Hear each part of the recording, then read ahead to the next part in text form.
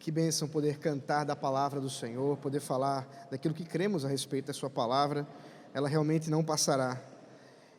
E quando nós observamos, esse documento que estamos avaliando, Confissão de Fé de Westminster, nós temos o primeiro capítulo da confissão. E, não coincidentemente, não por acaso, o primeiro capítulo fala sobre a Escritura. O primeiro assunto com o qual os autores da Confissão de Fé, reunidos ali na abadia, entenderam que precisavam tratar, precisavam colocar ali como a primeira lugar de crença, o primeiro estabelecimento da crença em que a igreja precisa estar fundamentada. E para o bem da verdade, há uma sequência. A Confissão de Fé, como eu já falei para vocês, ela tem 33 capítulos. E há uma sequência lógica dentro desses 33 capítulos. Se nós observarmos os catecismos, que também foram desenvolvidos na Assembleia de Westminster, nós vamos ver que lá nos catecismos não é a Escritura o primeiro assunto. O primeiro assunto, alguém sabe qual é o primeiro assunto que se trata nos catecismos? Deus. Quem é Deus? Exatamente. Então, por quê que na confissão fala sobre a Escritura e no catecismo Deus em primeiro lugar? Há aqui uma relação muito interessante de finalidade dos documentos. Como a confissão tinha por finalidade, ou tem por finalidade, um arrazoado, um resumo daquilo que a igreja como um todo crê e deve crer, é necessário que se estabeleça, em primeiro lugar, os fundamentos. Eu vou usar uma palavrinha aqui, mas fique tranquila que eu explico. Os fundamentos epistemológicos da igreja. Os fundamentos de conhecimento. Da onde a igreja extrai a sua sabedoria. Da onde a igreja extrai o seu conhecimento. Da onde ela extrai aquilo que ela diz crer. Por outro lado, os catecismos, como eles têm o objetivo de ensino direcionado especialmente para aqueles que estão entrando na fé, ou crianças, ou aqueles que estão iniciando a caminhada com Cristo, é fundamental que eles conheçam quem eles dizem crer. Então, o primeiro assunto nos catecismos é Deus. Na confissão será as Escrituras. Certamente Deus, amar a Deus, crer no Senhor Jesus Cristo, crer em Deus, na sua Santa Trindade, é alguma coisa anterior até mesmo ao nosso conhecimento geral das Escrituras. Certamente os irmãos aqui, antes de terem lido a Escritura, se já leram ela completamente, creram no Senhor Jesus Cristo primeiro.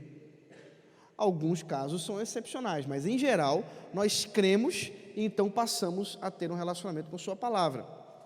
Porque Deus se revela, de várias maneiras, de várias formas, vamos ver isso, mas através da pregação do Evangelho é que Ele converte. E por meio dessa conversão profunda da pregação do Evangelho é que nós vamos ter o ímpeto, o desejo, o anseio de poder nos debruçarmos nas Escrituras. Por outro lado, a confissão, preocupada exatamente em demonstrar aquilo que cremos sobre Deus, ela precisa dizer assim, antes de falarmos sobre o que cremos de Deus, precisamos dizer da onde extraímos isso.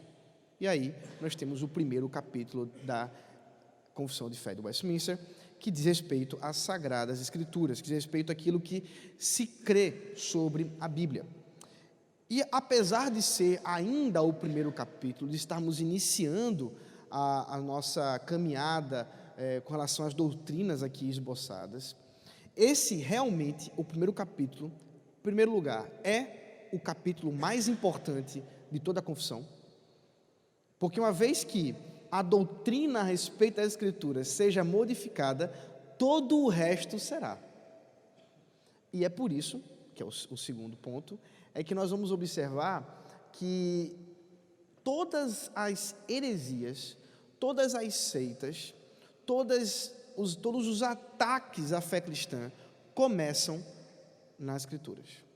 Começam sobre como nós cremos, ou o que cremos a respeito das Escrituras.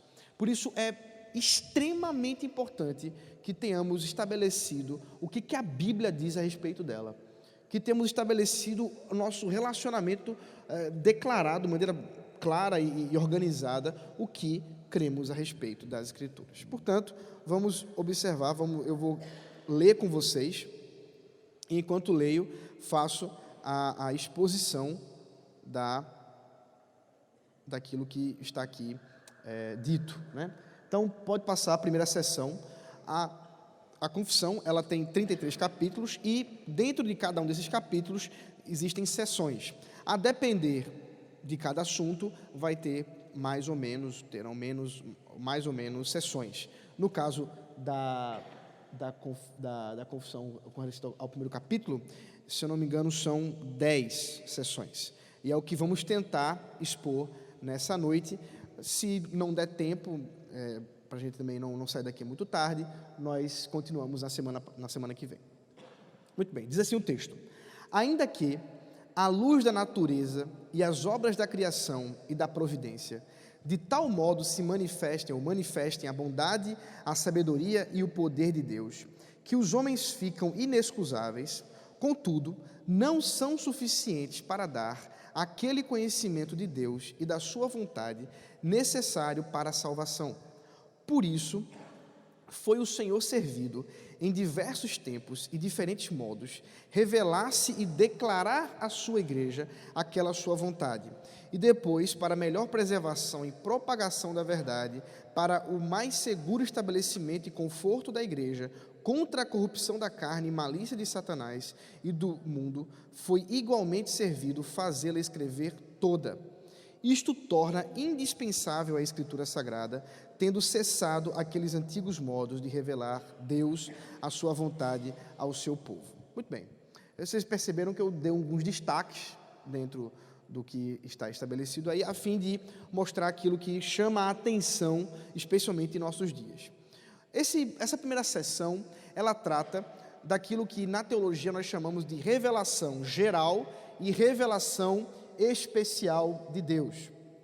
Deus resolveu se revelar. E essa revelação de Deus, ela é extremamente importante, porque Deus, nós vamos ver mais para frente, ele é um ser misterioso, ele é um ser inalcançável, é um ser o qual nós não podemos explicar, e portanto, para que pudéssemos conhecer a Deus de alguma forma, era preciso que ele viesse até nós. Era fundamental, era necessário que ele se revelasse, né? E inclusive, a gente já tem, eu vou destrinchar isso melhor, mas como eu falei isso agora, tem aquela música, né? Ninguém explica a Deus. Pois é, Deus explica-se a si mesmo, por isso nós temos a palavra. Essa música, ela tem um problema grave, bem grave. Mas aí, voltando para o que estava dizendo, a Bíblia, e aí abra comigo, por exemplo, o Salmo de número 19, a Bíblia mostra que de fato Deus se revelou.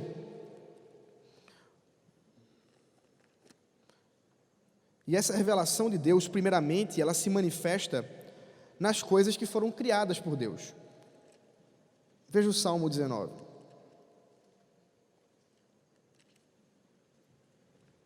O Salmo 19, inclusive, é um salmo, um hino de louvor ao Senhor, pela sua revelação. Os primeiros 6 versos dizem respeito à revelação geral, e em seguida ele passa a falar da revelação especial. Veja comigo. Os céus proclamam a glória de Deus, e o firmamento anuncia as obras das suas mãos. Um dia discursa a outro dia, e uma noite revela conhecimento a outra noite. Não há linguagem, nem há palavras, e deles não se ouve nenhum som. No entanto, por toda a terra se faz ouvir a sua voz. As suas palavras chegam até os confins do mundo. Aí pôs uma tenda para o sol, que é como um noivo que sai dos seus aposentos e se alegra como um herói a percorrer o seu caminho. Principia numa extremidade dos céus e até a outra vai o seu percurso, e nada pode se esconder do seu calor. Aí veja o verso 7. A lei do Senhor é perfeita e restaura a alma. O testemunho do Senhor é fiel e dá sabedoria aos simples. Os preceitos do Senhor são retos e alegram o coração. O mandamento do Senhor é puro e ilumina os olhos. Então nós temos exatamente aqui um louvor, uma adoração a Deus pela sua revelação. Nos primeiros versos nós temos essa revelação geral, revelação que é dada na criação. Diz o texto que os céus proclamam a glória de Deus, que o firmamento, aquilo que toda a criação que Deus fez, que se espalha sobre todas as coisas, anuncia a obra que Deus fez com suas próprias mãos. E é curioso aqui, a poesia do autor aqui é interessante, porque ele diz assim, olha, isso aí, essa revelação, esses objetos que estão revelando a Deus, eles não têm boca, não há som emitido por eles. No entanto, a sua voz se faz ouvir. É interessante, é como se ele estivesse, olha, a própria existência das coisas que foram criadas já demonstram quem é Deus, já apontam sobre a presença, o poder, a natureza do próprio Deus. Depois ele vai dizer, não, mas não só isso, Deus se revelou de outra forma especial, a lei do Senhor, que é perfeita, restaura a alma. E daqui a pouco eu falo mais sobre ela. Mas a confissão está dizendo, com base nas Escrituras, que essa revelação de Deus se deu a todos os homens. Veja comigo Romanos, capítulo 1.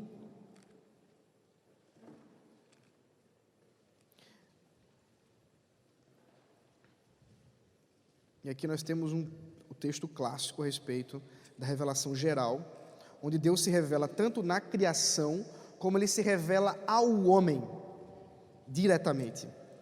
Veja o capítulo 1, a partir do versículo 18. Deixa eu só pedir ajuda ao celular aqui para segurar as folhas.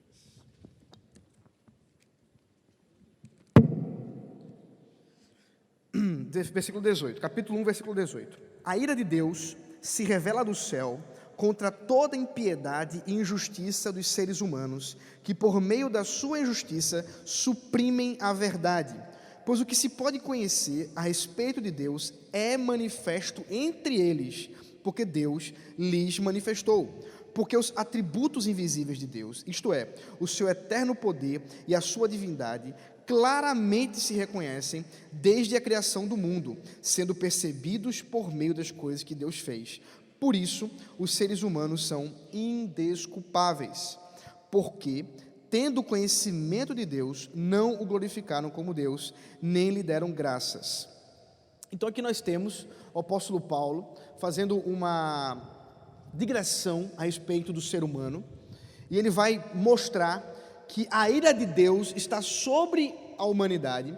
A ira de Deus se revela nas próprias coisas que estão aí diante de nós, porque o homem, olhando para a criação, o homem olhando para tudo isso que Deus fez, ele não reconhece a Deus, ou melhor dizendo, ele reconhece a Deus, mas ele suprime o seu conhecimento de Deus, para em inimizade com Deus, dizer que Deus não existe e propor uma outra divindade. É isso que ele vai dizer posteriormente, para falar sobre idolatria, e dizer que a beleza, a glória de Deus foi trocada, foi modificada por uma glória de quadrúpedes, répteis, onde o homem agora se curva diante de ídolos, ao invés de estar submetido ao Deus Criador de todas as coisas. Então, aqui o apóstolo Paulo está dizendo o seguinte: não existe ateísmo. Não existe ninguém que possa dizer Deus não existe, sem que essa pessoa creia que Deus existe. Porque ao dizer que Deus não existe, ela só diz isso porque ela está interessada que Ele não exista, mesmo que ela saiba que Deus existe, porque Deus se revelou a todos os homens. Há uma revelação da parte de Deus que é demonstrada, e onde quer que haja homem, Deus se revelou. Porque os céus proclamam sua glória. Porque isso se estende a toda a criação. E essa revelação, ela é reconhecida. Veja o versículo 20. Porque os atributos invisíveis de Deus, isto é, o seu eterno poder e a sua divindade, claramente se reconhecem. Então, o que o apóstolo Paulo está dizendo aqui é o seguinte: não é que haja uma certa dúvida, do qual os homens em geral podem colocar como se dissessem, não, eu vou colocar aqui, pode ser que sim, pode ser que não. Não. Deus claramente se reconhece a todos os homens, todos. Isso significa, ele diz, que todos os homens são indesculpáveis. É isso que a confissão está dizendo, que a luz da natureza, então aí nós estamos falando da criação como um todo, as obras da criação, aí dizendo respeito àquilo que Deus, melhor dizendo, as obras da criação é a criação, a luz da natureza, expressão que os autores estão usando aqui, diz respeito a uma condição interior que o próprio Deus colocou no homem para que ele pudesse ver a obra da criação e saber que Deus está lá. João Calvino, por exemplo, chama essa luz da natureza de sensus divinitatis, um senso da divindade, então um sentido, uma condição interna que é característica de toda a imagem de Deus. Então todos os homens, por serem imagem de Deus, neles há a luz da natureza, e essa luz que ilumina todos os homens a respeito da criação, lhes dá condições de conceberem, de reconhecerem que Deus existe. Por isso, diz a confissão e diz o apóstolo Paulo, os homens são indesculpáveis, ou como está escrito aí, inexcusáveis. Então percebam uma coisa interessante. A Escritura deixa claro que a culpabilidade, a condição de culpado diante de Deus, de todos os homens, não tem a ver, por exemplo, uma concepção equivocada de algumas vertentes teológicas, com a liberdade do homem. Não é porque o homem é livre que ele é culpado. Por que o homem é culpado segundo as Escrituras? Com base nisso que acabamos de ver. Qual é o motivo do homem ser culpado diante de Deus? Hein, irmãos? Qual é o motivo? Não. Porque eles conhecem Deus. Todos os homens são culpados diante de Deus porque conhecem, porque têm um conhecimento. Eles reconhecem Deus nesse mundo criado por Ele. Mas o apóstolo Paulo não termina aí, essa é metade da história. A outra metade é que esse conhecimento geral, revelado por Deus, dado a toda a imagem de Deus do homem, ou sendo homem, ela não é suficiente para a salvação. Não é suficiente para que o homem possa ser salvo. Na verdade, como vimos aqui, esses homens, ao se tornarem desculpáveis e tendo conhecimento de Deus, veja o versículo 21, eles não dão graças a Deus, versículo 21, e aí eu vou continuar agora aquilo que a gente já tinha lido. Pelo contrário, se tornaram nulos em seus próprios raciocínios e o coração insensato deles se obscureceu. Dizendo que eram sábios, se tornaram tolos e trocaram a glória do Deus incorruptível por imagens semelhantes ao ser humano corruptível, às aves, aos quadrúpedes e aos répteis.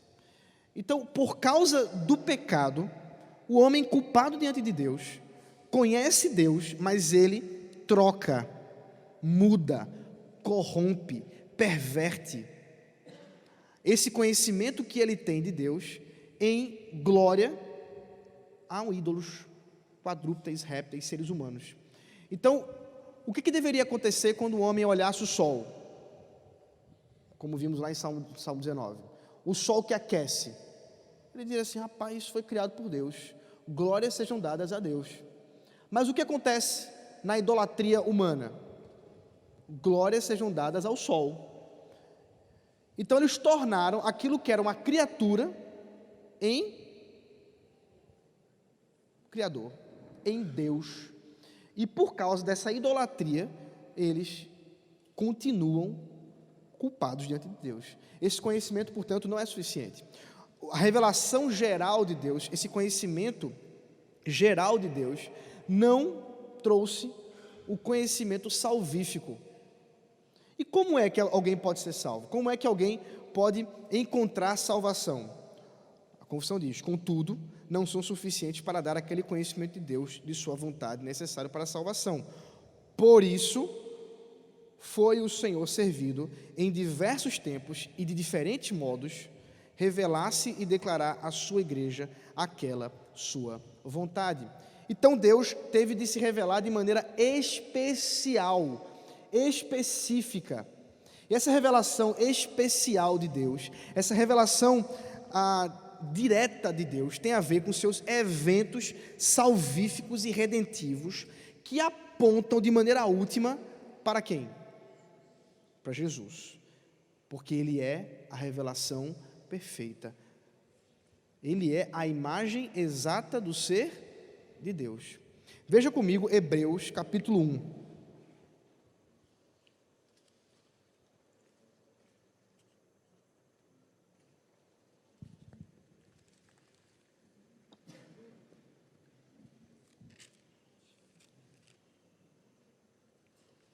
Hebreus 1,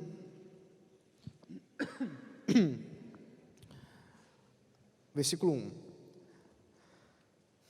Antigamente, Deus falou muitas vezes e de muitas maneiras aos pais pelos profetas, mas nestes últimos dias nos falou pelo Filho, a quem constituiu herdeiro de todas as coisas e pelo qual também fez o universo.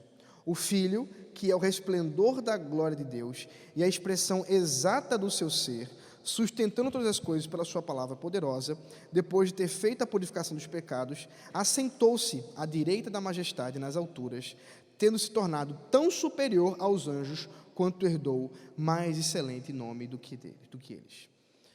Irmãos, a epístola aos Hebreus é uma epístola que obviamente é direcionada aos judeus, e o autor aqui tem como grande tema a supremacia de Cristo diante de todas as coisas. O Senhor Jesus Cristo está acima de tudo, e ele vai começar, portanto, a dizer que diante de todas as revelações, todas as profecias, todos os ensinamentos, aquilo que é superior a todos os ensinamentos é Jesus Cristo.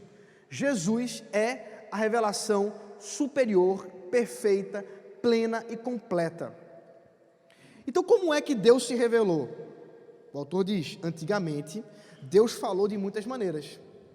Deus usou profetas, Deus usou eventos históricos, Deus falou por meio de uma sarça,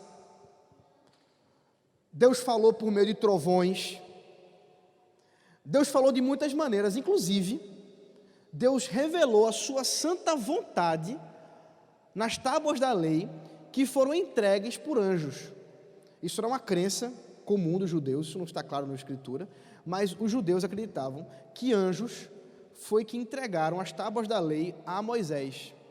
É por isso que o autor aos Hebreus vai dizer que Jesus é superior aos anjos.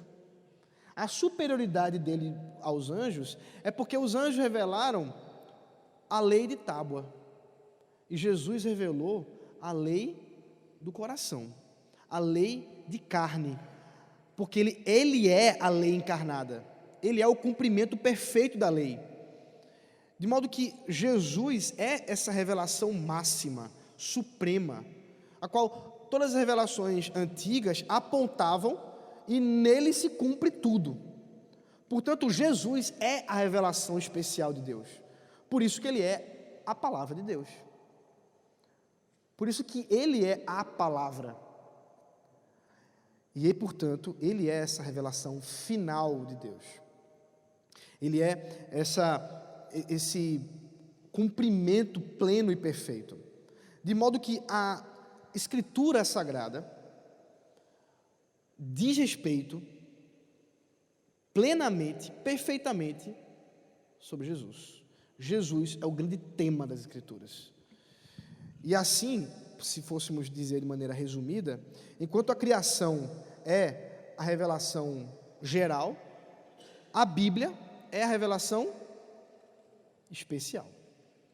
É essa revelação especial de Deus dada a nós. É por isso, observe, que os autores do Westminster, eles fizeram uma distinção interessante entre a revelação especial de Deus antes de ser escriturada e depois de ser escriturada. Porque os eventos redentivos, as histórias narradas nas Escrituras, já são revelação de Deus. Mas elas depois passaram a ser o quê? Escritas. Então, por exemplo, Abraão, como eu já disse a vocês domingo passado, comeu com Deus. Deus visitou Abraão, Abraão vai, chama ele para sua tenda, pede para que Sara vá fazer um cordeiro, e eles comem um churrasco com coalhada. E Deus come com Abraão, Abraão come com Deus. Mas de onde que nós extraímos essa história? Porque depois Deus fez com que um homem, Moisés, escrevesse essa história, registrasse essa história. Agora, por que ela foi escrita? Porque era necessário que ela fosse escrita e não, por exemplo, ficasse na tradição oral, fosse falada de pessoas para pessoas até hoje. Aí, eles dizem, para que houvesse o quê? Preservação e propagação dessa verdade, a fim de que a corrupção, o pecado da carne, a malícia de Satanás e do mundo não pervertessem essa verdade. Então nós cremos que Deus não só se revelou ao homem de maneira especial, e essa revelação falando diretamente com o homem, como ele ordenou que essa conversa, com essa revelação toda fosse escrita, e ela também é revelação especial de Deus, como ele também fez com que ela fosse preservada para os nossos dias. Nós cremos que houve da parte de Deus, de maneira providencial, uma preservação santa de Deus, que é sobrenatural. Como é que nós temos aqui um documento que tem milhares de anos, considerando aí Moisés, pelo menos uns 2000 anos antes de Cristo, e nós estamos a 2000 anos depois de Cristo. Então nós temos aí pelo menos uns 4, em geral, fazendo um resumo, uns 4000 anos de documento, de livro. Como é que isso aqui está preservado até hoje? Como é que pode? Porque Deus assim fez. Porque Ele providencialmente, com o seu poder, fez isso. Agora, de que modo, qual é a natureza dessa revelação das Escrituras? Veja comigo, segunda carta de Paulo a Timóteo, capítulo 3. 2 Timóteo, capítulo 3.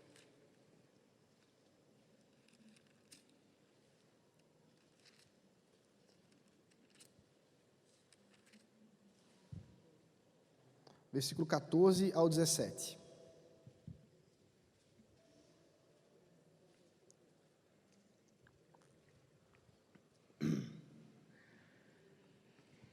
Diz assim: quanto a você, permaneça naquilo que aprendeu e em que acredita firmemente, sabendo de quem você aprendeu, e que desde a infância você conhece as sagradas letras, que podem torná-lo sábio para a salvação pela fé em Cristo Jesus. Toda a Escritura é inspirada por Deus e útil para o ensino, para a repreensão, para a correção, para a educação na justiça, a fim de que o servo de Deus seja perfeito e perfeitamente habilitado para toda boa obra. Então aqui nós temos a natureza da Escritura. O apóstolo Paulo, explicando a Timóteo, está dizendo que essas sagradas letras foram inspiradas por Deus. O termo original aí dá a ideia de uma coisa que foi soprada por Deus. Deus soprou para que nós tivéssemos esse livro aqui. E essa natureza das Escrituras, esse sopro de Deus dado a nós aqui, tem a finalidade de nos tornar perfeitos. Tem a finalidade de nos fazer alcançar a salvação revelada pela palavra de Deus, na fé em Jesus Cristo, porque como haveríamos de conhecer a Jesus senão pela sua palavra? Essa é uma pergunta, inclusive, do apóstolo Paulo aos romanos. Como alguém pode conhecer senão pela sua palavra? Agora, como alguém pode conhecer a palavra se ninguém a pregar? Então, veja, a fé, qual é o objeto da fé? Qual o objeto da fé? Vocês têm fé em quem, Jesus? Pelo amor de Deus. Vocês têm fé no time que vão... Vocês têm fé em quem? Qual o objeto da fé de vocês? Jesus. Jesus é o objeto da nossa fé. Nós somos salvos pela fé em Jesus Cristo. Então, Ele é o objeto da nossa fé. Agora, qual é o objeto das Escrituras? É Jesus. Então, observe. A fé, ela é um produto do ouvir aquilo que é revelado na palavra de Deus, que é Jesus. Por isso que nós cremos em Jesus. Por isso, a Escritura se torna necessária. Não há salvação sem que haja pregação da palavra de Deus revelada aqui aos seus servos, escriturada e, portanto, falando de Jesus Cristo. É por isso que existem missões. Porque existe um mundaréu de pessoas aí que sabe que Deus existe, mas que é inimigo de Deus, mesmo sabendo que Ele existe, e eles precisam ouvir a pregação a respeito de Jesus. É por isso que existem missões. Ninguém pode ser salvo sem Jesus. Ninguém pode ser salvo sem ouvir falar de Jesus. Por isso, ela é necessária. Mas ela não é só necessária, ela também é suficiente. Porque aqui está tudo que diz respeito e necessário para a salvação de todo homem. Não é necessário nenhum outro livro, não é necessário nenhuma outra exposição a respeito da Escritura, porque ela é suficiente. É por isso, por exemplo, que quando nós ouvimos falar dos escritos, por exemplo, de Ellen White, entre os adventistas, nós dizemos não, porque a Escritura é suficiente. Não há profecia paralela às Escrituras. Quando nós ouvimos falar sobre o livro de Mormons, não, porque as Escrituras são suficientes. Quando nós ouvimos falar sobre o Corão, não, porque as Escrituras são suficientes. Então, observe que a doutrina da suficiência das Escrituras, exposta pela fé cristã, pela igreja cristã, ela é fundamental para que entendamos por que nenhum outro livro pode se equiparar às Escrituras, mas ela, nós vamos ver daqui a pouco, ela que julga todas as coisas, ela que julga todos os outros livros, ela que julga todas as outras palavras ditas por aí. Por isso ela é suficiente, não há mais necessidade de novas revelações, não há mais necessidade de novas profecias, de novos conhecimentos a respeito de Deus, porque Jesus foi revelado de maneira última e final. Qual é o último livro da Bíblia? Você sabe o que significa Apocalipse?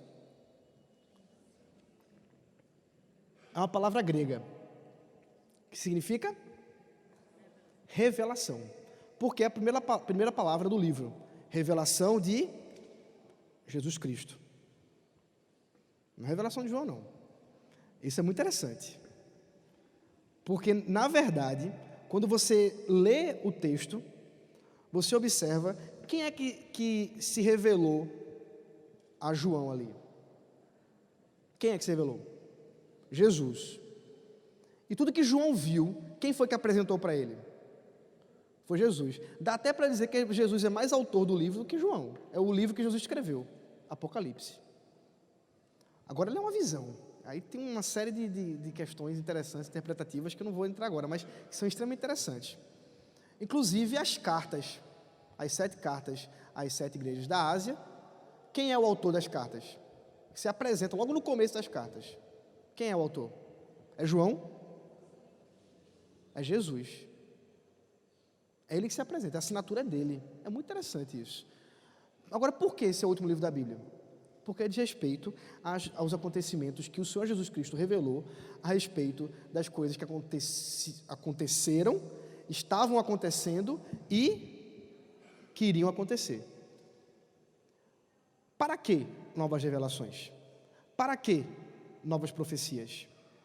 Para que ensinamentos paralelos às Escrituras que trazem novas revelações a respeito de Deus? Não. Isso não é necessário, porque Deus já se revelou completamente, totalmente daquilo que Ele queria se revelar. Obviamente não se revelou completamente no seu ser como um todo, mas Ele, naquilo que Ele queria se revelar em Jesus Cristo, isso é o final.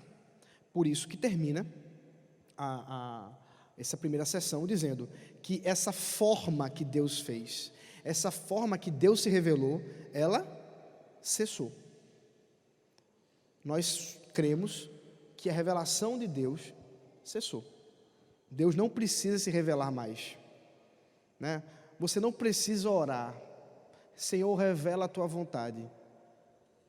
Nem precisa orar por isso, não. Vou lhe dizer onde está a vontade de Deus. Aqui, está escrita. Tem 66 livros para você conhecer mais da vontade de Deus. Depois que você lê umas 30 vezes, aí você pode dizer assim, eu vou orar mais um pouquinho para perguntar se tem mais alguma coisa para ser revelada. Aí você vai descobrir que não precisa.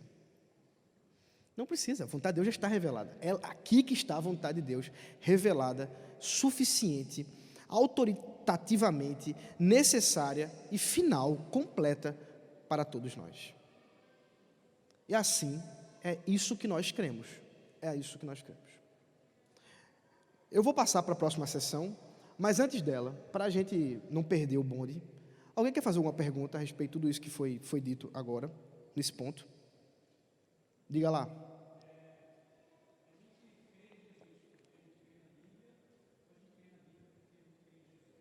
Perfeito. Excelente pergunta. Excelente pergunta. Porque a Bíblia não salva. Muito bem. Porque nós somos, como eu disse, o objeto da nossa fé não é a Bíblia. O objeto da nossa fé é Jesus. E, portanto, a ordem é a seguinte: nós cremos na Bíblia porque cremos em Jesus. Isso, inclusive, vai ficar claro nas próximas sessões, mas essa ordem ela é importante. Porque ninguém que não crendo em Jesus crerá na Bíblia. É condição necessária. Diga.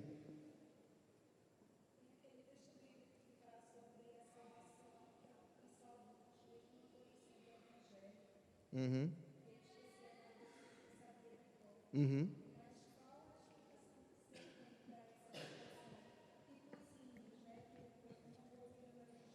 Uhum. Primeiro, não existe esse versículo. Por que não existe? Porque você está citando errado ele. Veja Romanos capítulo, eu acho que é 4. Romanos 4, veja aí.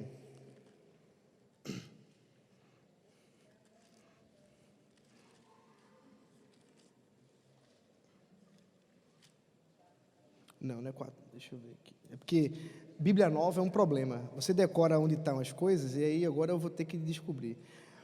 Eu vou te dizer de cabeça se eu não achar aqui rapidamente, mas acho que é 2. É 2 versículos. Eu até tinha ele aqui, mas eu...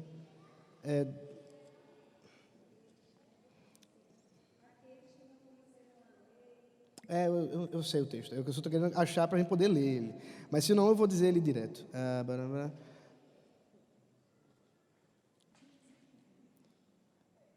Pronto. Achei. É capítulo 2, versículo 12.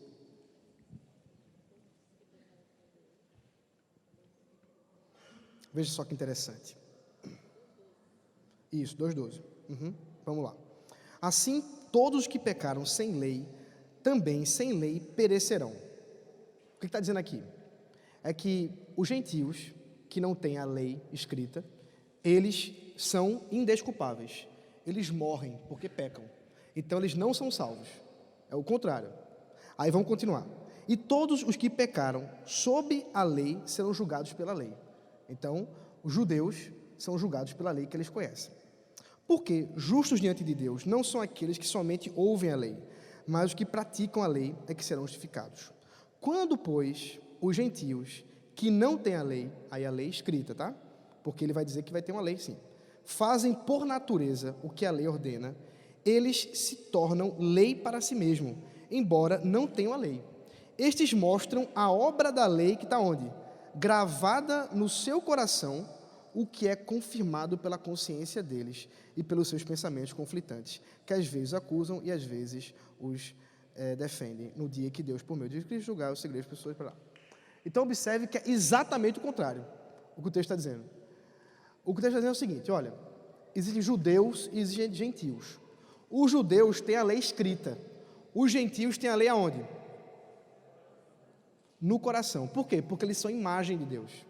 E todos que são imagem de Deus têm uma lei de Deus, moral, uma lei moral dada por Deus no coração de todos. Não existe um ser amoral, um ser humano amoral, não existe. Todos os homens, imagem de Deus, estão imbuídos, por causa que são imagem de Deus, de moralidade. E essa moralidade está onde? Nos seus corações, porque Deus os colocou. Então os gentios, quando acertam na obra da lei, o que acontece com eles? Eles fazem isso porque existe uma lei. Agora, o que ele está dizendo aqui? Isso não é obra de salvação. Isso não é obra de salvação.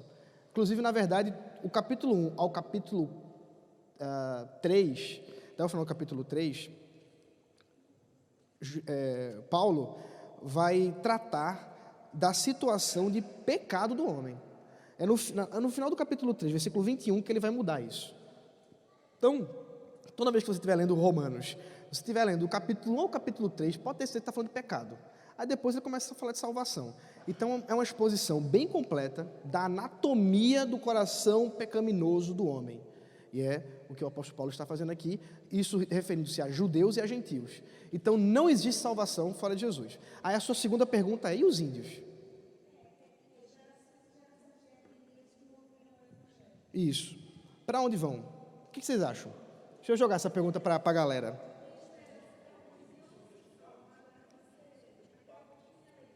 Acabei com sua alegria? Que é isso, meu irmão? A palavra de Deus. Olha, é o seguinte, olha só. Vamos lá. O índio, lá na tribo não sei das quantas, que nunca teve um pregador para falar de Jesus para ele. Primeiro, ele tem conhecimento de Deus? Sim. Esse conhecimento de Deus que ele tem é suficiente para a salvação? Ele tem o conhecimento de Deus, do seu eterno poder, da sua divindade, não é isso que diz o texto lá? Do seu eterno poder, da sua divindade. Então sim, não só como um criador, mas um Deus. Agora é claro, ele não sabe quem é esse Deus, de maneira mais clara e objetiva. Por quê? Porque ele não tem revelação. Oi? Está morto seus delitos e pecados, inclusive inimizade e idolatria com Deus. Esse cara pode ser salvo como? Como é o único meio de salvação para ele? Pregando. É por isso que existe missão.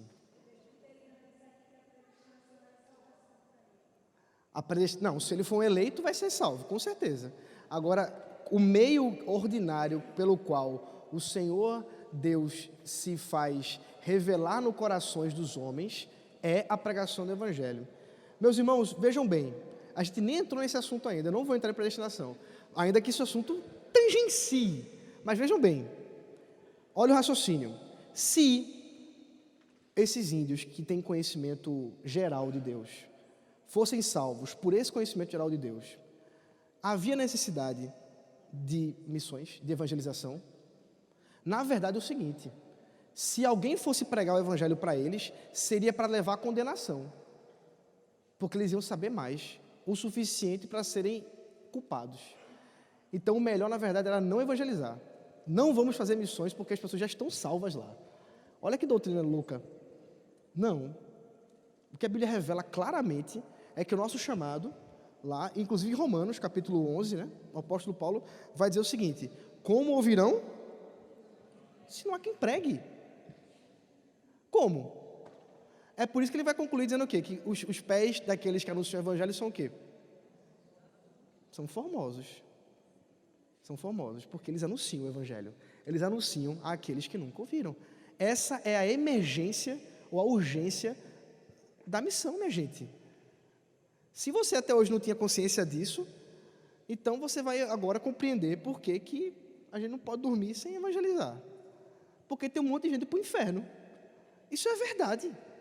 A Bíblia diz que tem um monte de gente indo para o inferno. E que somos nós que vamos anunciar para que eles sejam salvos. Aí depois eu explico a questão da eleição nesse ponto aqui. Não é o assunto. Mas a verdade é essa verdade clara, objetiva e direta. Porque a revelação geral não é suficiente. Mais uma pergunta? Diga, pode dizer.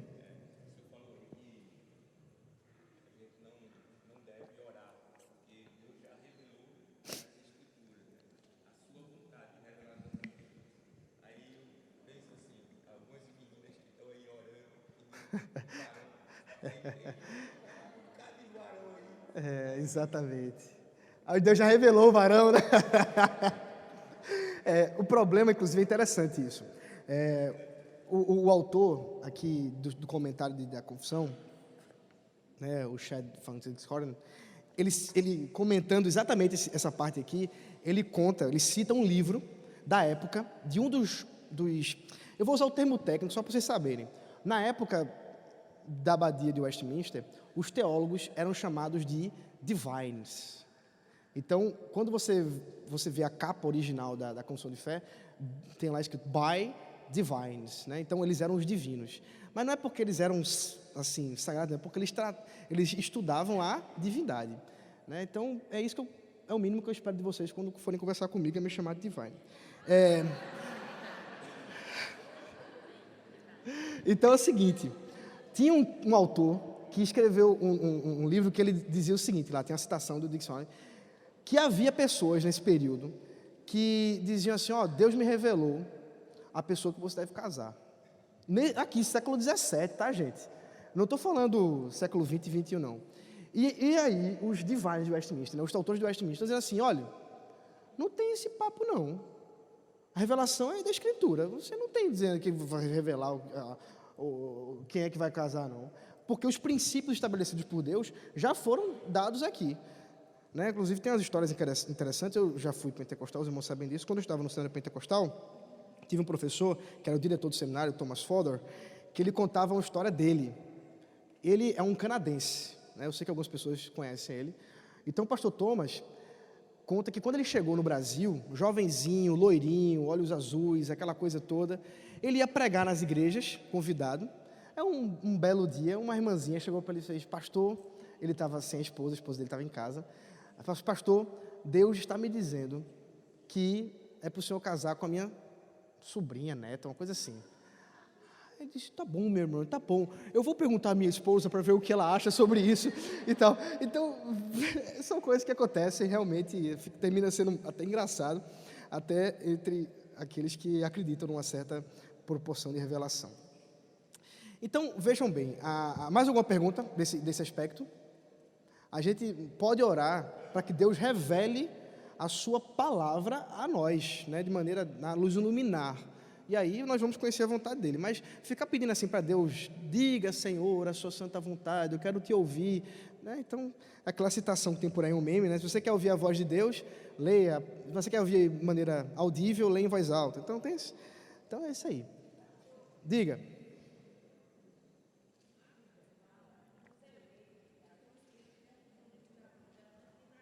Uhum. Uhum. Uhum. Então, quer dizer, se a pessoa é eleita, para ele se converter, tem que conhecer quem prega, Uhum. não é? Uhum. Porque se ele não ouvir a pregação, como é que ele vai se converter para Jesus? Isso, exatamente. Então ela está dizendo assim que se tem um eleito, alguém tem que pregar para ser eleito. É exatamente isso. Veja bem, eu vou fazer uma qualificação que eu não vou explicar, porque isso vai estar lá no 3º capítulo da confissão, que são os decretos de Deus, que esse é o modo ordinário pelo qual Deus chama os seus eleitos, pela pregação do Evangelho. Esse é o modo ordinário. Aí, se você quiser saber por que eu estou dizendo isso, aguarde em Deus e a gente vai se encontrar em breve para falar sobre esse ponto. Muito bem. Eu já estou há quanto tempo falando aí, Arthurzinho?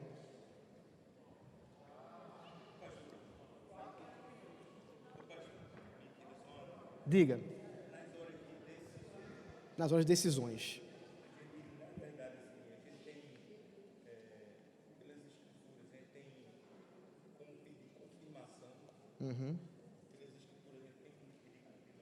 Pedir confirmação de Deus. Tipo assim, aquela de Gideão.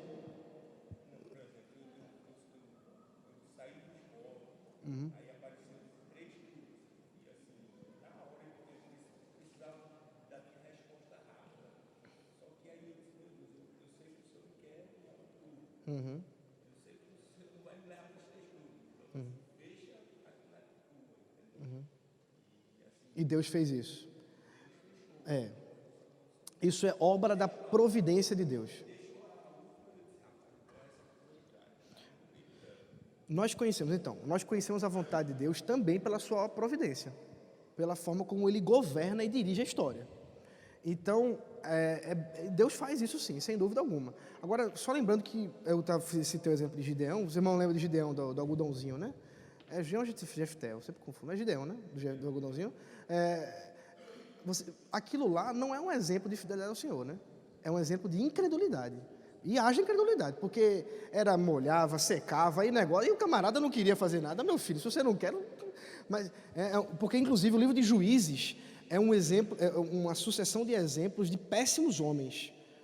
Você tem, inclusive, um dos últimos lá, que é Sansão, que é um dos piores. Um dos piores juízes que Israel teve foi Sansão.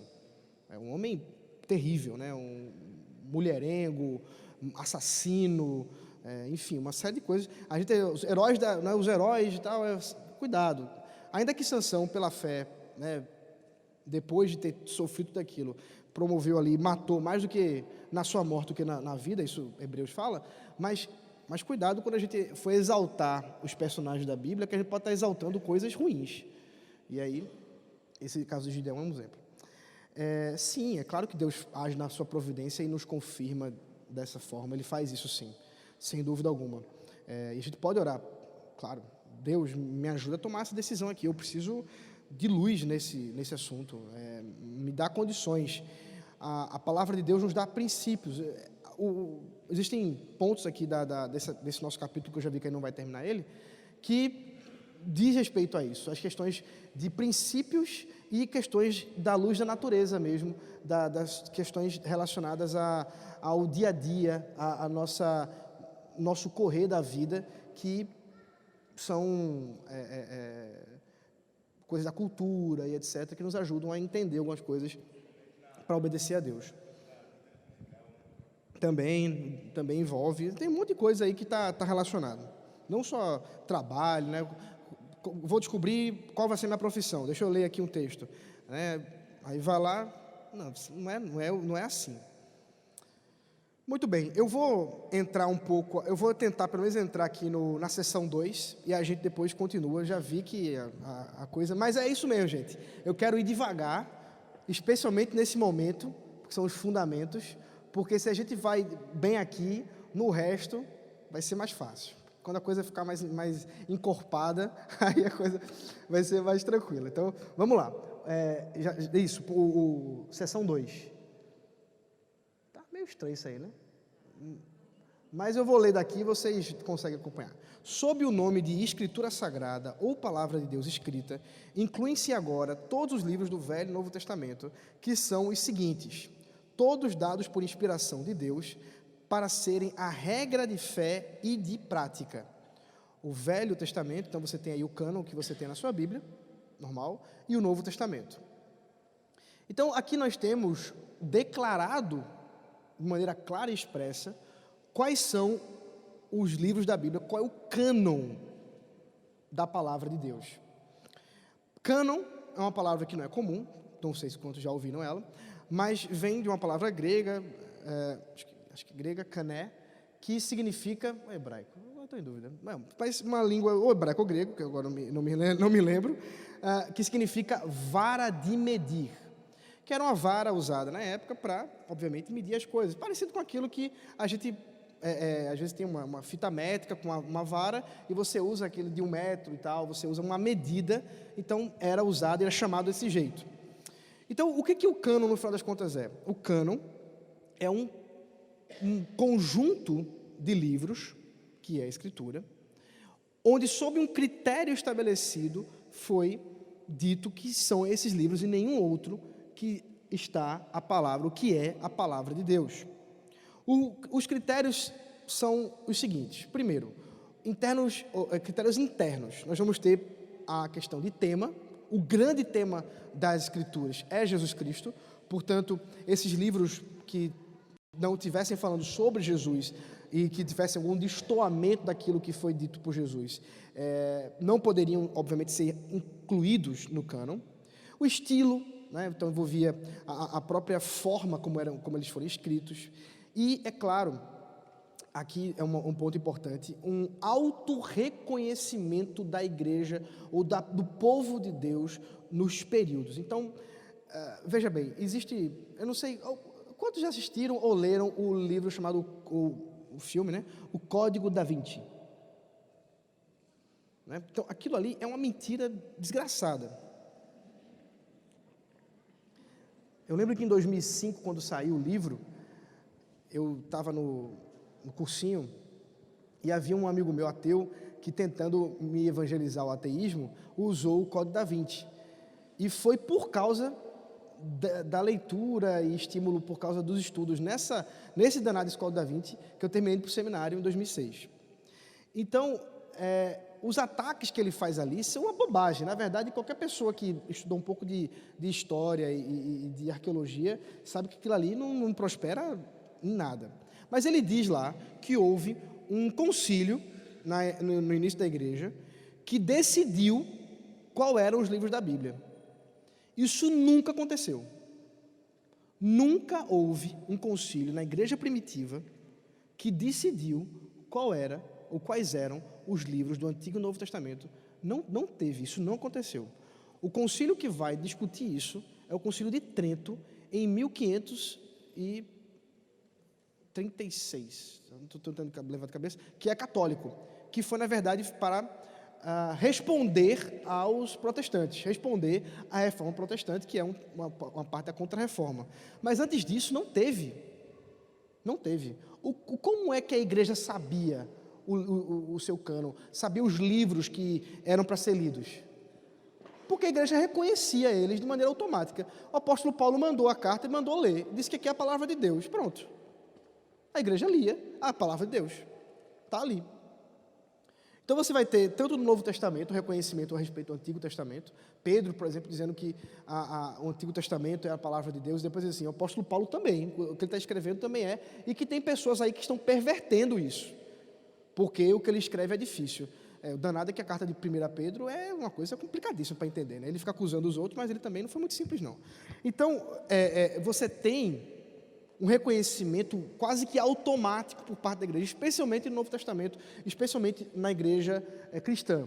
No Antigo Testamento, realmente, por causa da rebeldia de Israel, você vai ter até uns períodos que os profetas vão ser duvidados. Jeremias sofreu tanto, né? Se você viu a história de Jeremias, você vai ver lá que é o chamado profeta chorão, né? Mas é um homem que sofreu muito, foi preso, foi obrigado a ir para o exílio, uma série de circunstâncias. Era um profeta do Senhor. Mas, por exemplo, Moisés, o povo ouvia Deus falando no trovão, vai duvidar que o que ele está dizendo é a palavra de Deus? Não havia essa dúvida. Então, não havia essa necessidade, havia um auto-reconhecimento.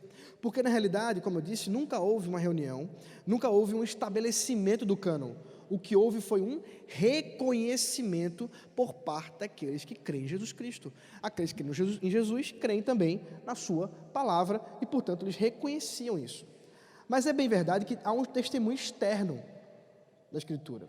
Esse testemunho externo é o seu reconhecimento até mesmo por parte da arqueologia, da ciência. Você vai observando que, por um tempo, céticos colocam em xeque questões históricas datadas ou ditas pela Escritura, e depois de um tempo você vai lá e vê que se confirma.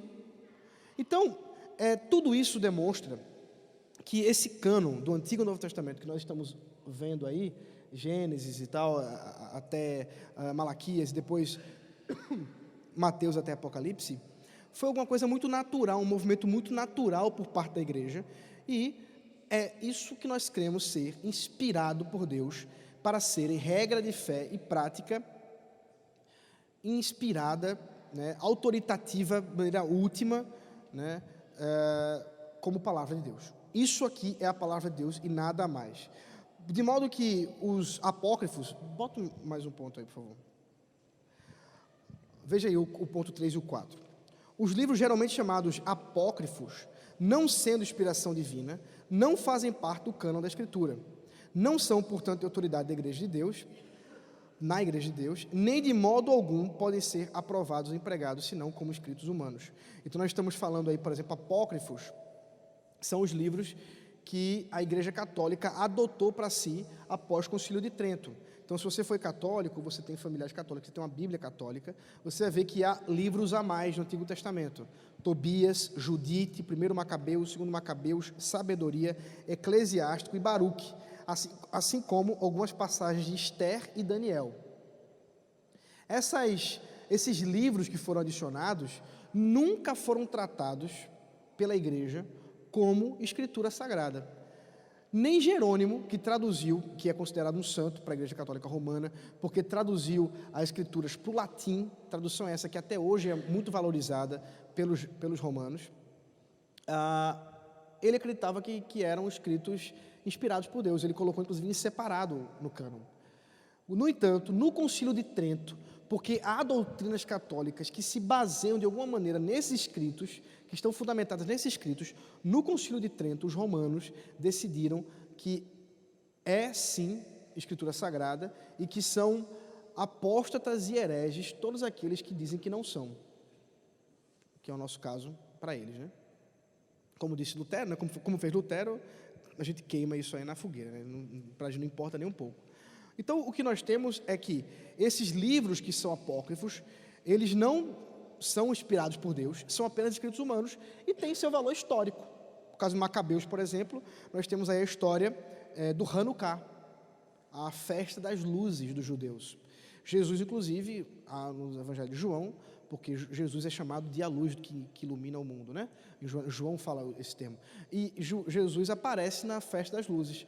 Essa citação faz referência aos Macabeus, uma história muito interessante, quando houve uma revolta, uma revolução entre os judeus, e houve um milagre, que é relatado por eles, onde uma vela ficou acesa durante não sei quanto tempo, que era impossível que isso acontecesse, mas essa vela ficou, por isso que é a festa das luzes, Hanukkah. É no período de Natal, inclusive. Então, os judeus, eles não comemoram o Natal, obviamente, porque o Natal é a celebração do nascimento de Jesus Cristo, mas eles comemoram o Hanukkah. Por outro lado, veja o ponto 4 aí.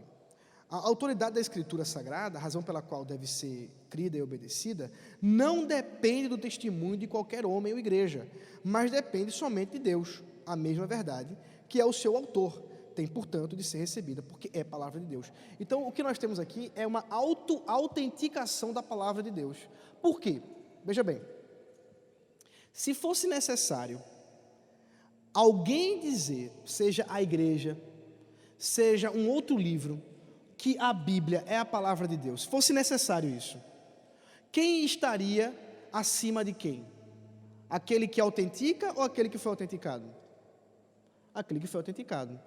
Então, se a Bíblia está acima de todas as coisas, ela tem de ser auto-autenticada. Por que a Bíblia é a palavra de Deus? Porque ela diz que é. Porque ela, por ser palavra de Deus, ao dizer que é a palavra de Deus, ela está certa. Qualquer coisa que diga que ela é a palavra de Deus, não vai ter a mesma autoridade que a palavra de Deus, dizendo que ela é a palavra de Deus. E como isso se confirma no nosso coração? Testemunho do Espírito Santo. Não adianta vir com argumentos, por melhores que eles sejam, para dizer que a Bíblia é a palavra de Deus, senão o Espírito Santo testemunhando em nosso coração, dizendo que realmente aqui está, ou é, a palavra de Deus. Aqui em nossas mãos, é aí que está a palavra de Deus. Diga.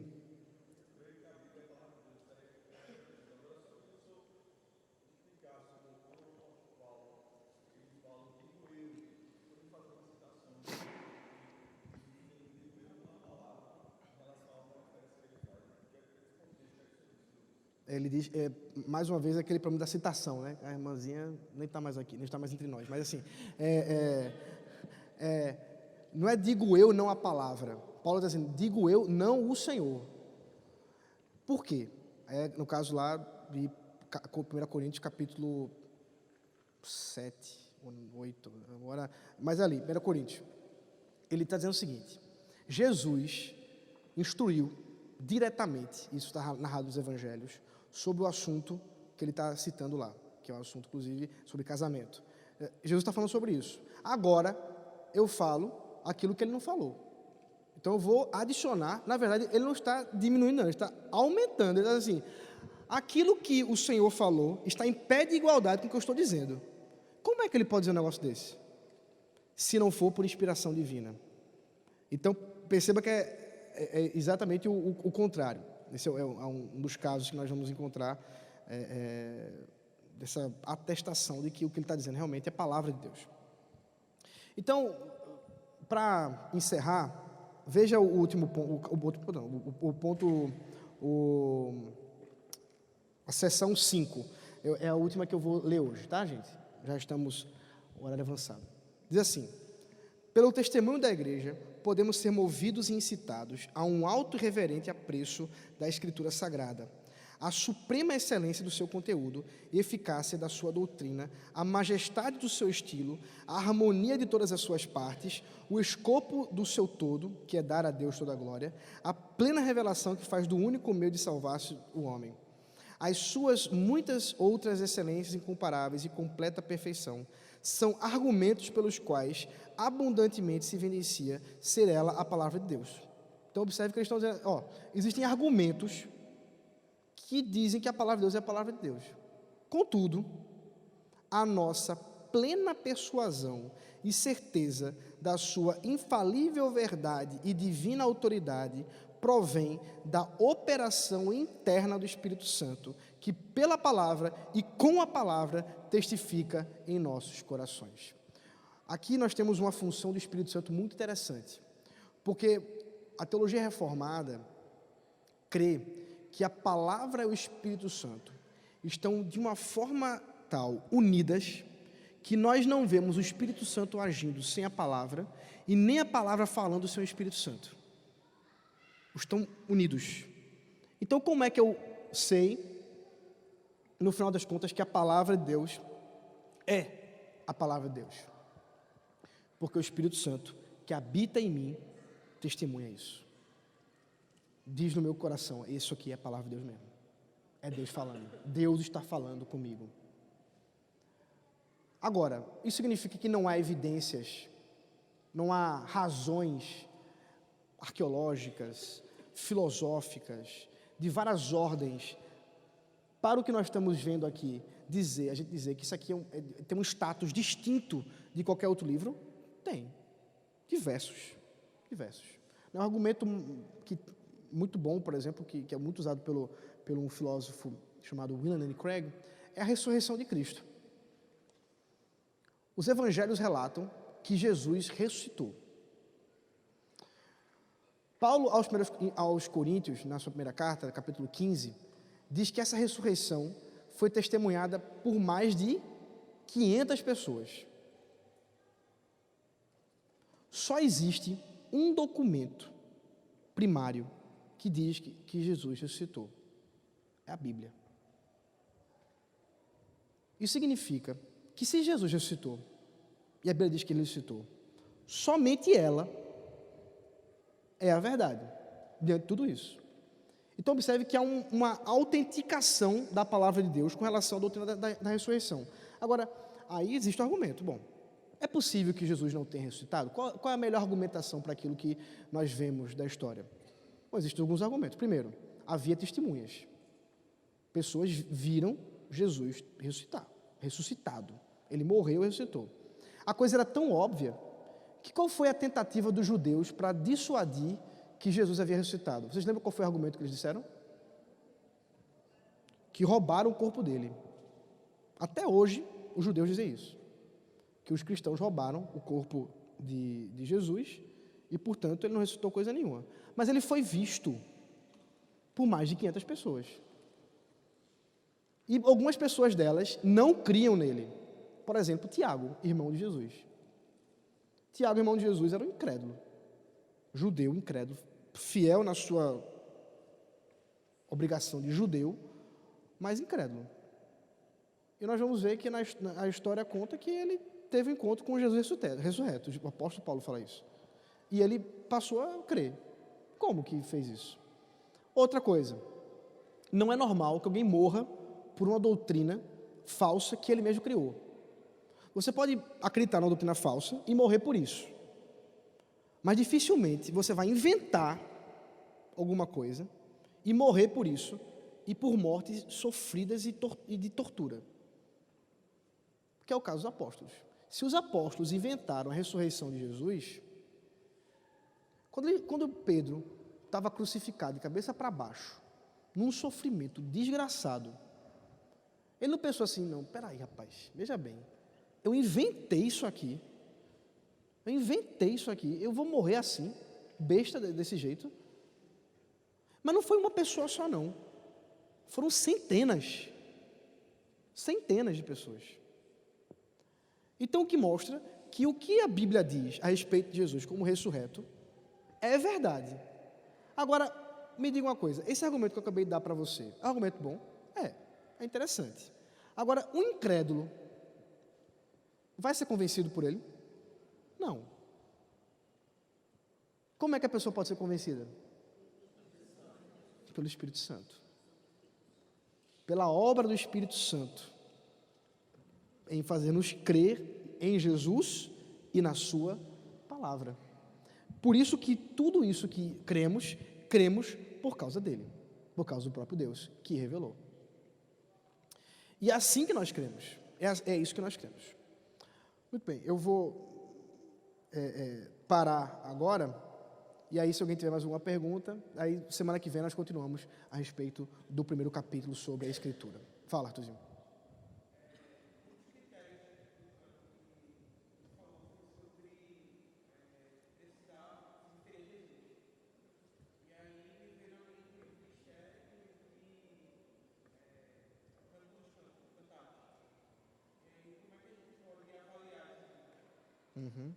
Certo.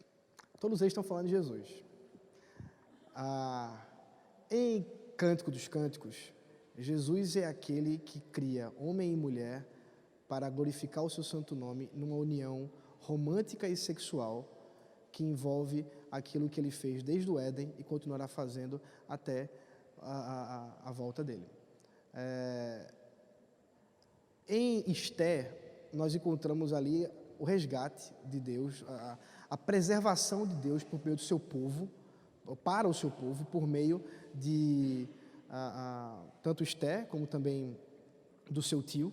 E nós temos um milagre, né, de Deus assim grandioso, de ter um dos imperadores mais cruéis da história da humanidade se submetendo ali à palavra de uma rainha judia que não tinha valor nenhum, que só Deus poderia fazer, apontando para a própria obra de Jesus em trazer vida e resgate e preservação da vida para aqueles que estão perdidos. Então você tem pontes a respeito do Senhor Jesus Cristo. Claro, esse critério, ele é um dos critérios, não é o último, mas todos eles, de alguma forma, todos os livros da Bíblia, de alguma forma, apontam para Jesus, apontam para o Evangelho de Jesus. Ainda que não fale o nome dele, né? No caso, o livro de Esther, eu acho que não tem nem o nome de Deus Você não tem o nome de Deus lá. Mas Deus está presente a hora toda. Oi? Aham.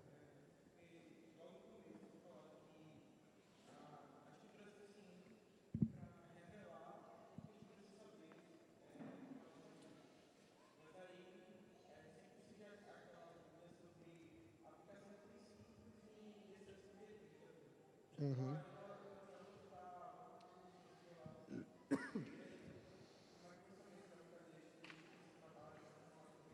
Uhum. Isso. Então, são os princípios, né? Então, por exemplo, onde eu vou encontrar nas Escrituras que eu devo ser pastor de casa caiada e não um missionário no Afeganistão? Onde é que tem isso na Bíblia? Né? Não tem. Não tem. Agora, a obra da providência, uma série de fatores apontam para a vontade de Deus. E envolve, inclusive, aquilo que Deus me capacita, nos próprios dons e talentos que Ele me concede, e isso vai clareando no meu coração. Agora, esse clarear, ele é absoluto como a Bíblia é? Não, porque a gente erra pra caramba, né? Então, a gente precisa sempre pedir a Deus sabedoria, meditar na sua palavra, fortalecer aquilo que os princípios Ele estabelece, da sua glória, de como é que eu posso servir a Deus de maneira máxima. Quanto mais eu posso servir a Deus, então eu vou caminhar assim. Então, os princípios que nos ajudam, nos norteiam, mas é claro que eles são subjetivos, como você disse, e podem ser, a gente pode errar, a gente que erra, né? Não é a palavra, inclusive porque a gente pode aplicar esse princípio de maneira equivocada. Mas sim, a gente padece dessa nossa efemeridade aí, como pessoas que ainda não têm conhecimento da coisa como um todo, só do Senhor Deus que tem. Então, a gente precisa disso. Os próximos pontos tratam, inclusive, sobre essa questão que eu já tinha dito, né, que trata, mas aqui é lá para o 10º, então tem que esperar, até semana que vem, se Deus quiser. Mais uma pergunta?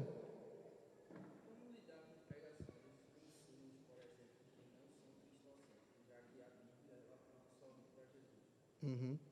Então, a pregação, aí você fala da pregação formal, né, pregação do púlpito e tudo mais, o ensino também, ela sempre deveria apontar para o Evangelho, para a graça de Deus. Quando não faz isso, ela está incompleta. Pode não estar errada, mas pode estar incompleta, né?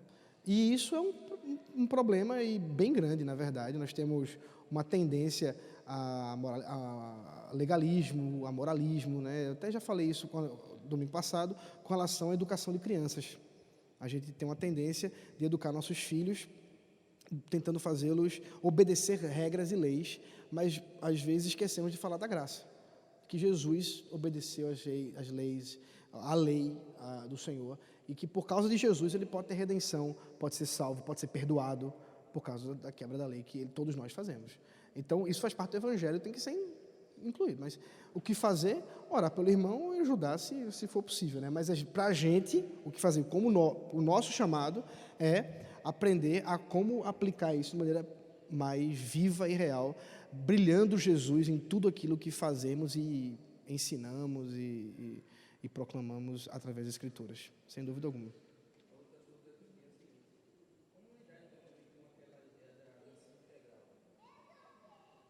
Mas que isso tem a ver com o assunto, homem de Deus? Diga.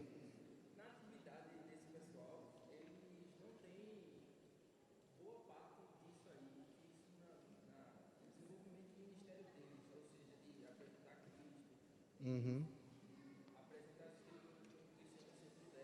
Uhum.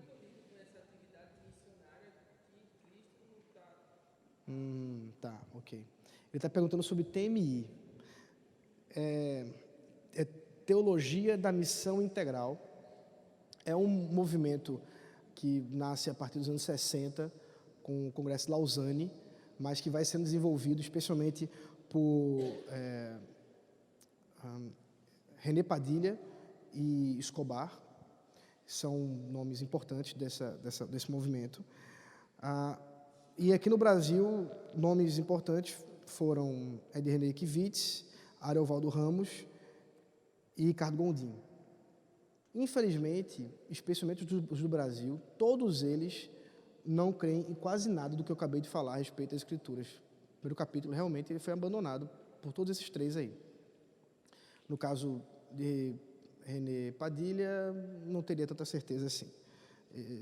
Tem umas coisas interessantes dele. Mas, assim, o problema da TMI é a ênfase. É uma ênfase missionária na questão social e, obviamente, por causa dessa ênfase, uma diminuição na importância da proclamação do Evangelho como Evangelho Jesus Cristo, e não apenas na questão da transformação social. Isso é um problema. É um problema também quando a gente nega isso, do tipo, a gente fala só da proclamação do Evangelho, mas não pensa em transformação social, é também um problema. Mas quando a gente enfatiza um pelo outro, isso vai gerar uma situação, uma missão bem capenga e problemática, sem dúvida. Tá bom assim, respondido? Mais ou menos? Né? Tá, beleza. Mais alguma pergunta, meus irmãos? Não? Então vamos orar para encerrar hoje e a gente retoma os assuntos sobre a Escritura na semana que vem, se Deus quiser.